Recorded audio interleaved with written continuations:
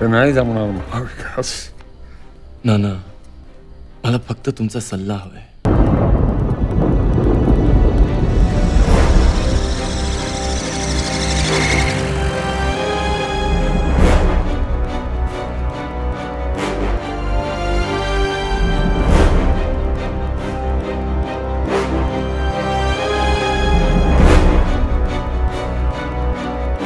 Doctor लागूंचं याच्यामध्ये असणं हे मला असं वाटतं की तो एक ॲसेट आहे.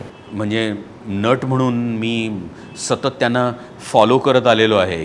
सिनेमाला अधिक भारदस्तपणा, अधिक वजन यायला, अधिक क्वालिटी यायला डॉक्टर लागूंचं असणं हा माझ्या दृष्टीने एक इमोशनल अँकर आहे आणि त्यांचं असणं ह्या सिनेमाला महत्त्वाचं ठरवतं. I've seen him in films like Pinjra and Samna, these classics, and to watch him again and to see him still at the top of his game, it's really amazing.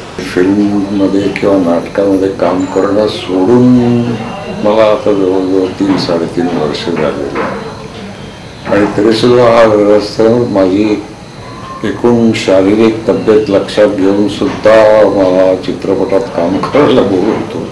त्यामुळे मला एक कुतूहल वाटलं. तेव्हा मी त्याला सगळं सांगितलं, तुला माझ्या तब्येतीबद्दल काही माहिती आहे का?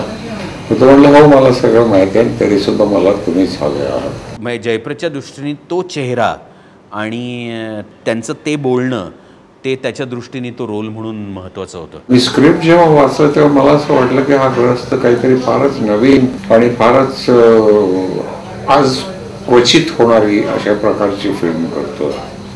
म्हणजे आजपर्यंत मी केलेल्या कॅरेक्टर्सपेक्षा हे खूपच वेगळं आहे. हा जो सगळा पाऊस पडतोय ना,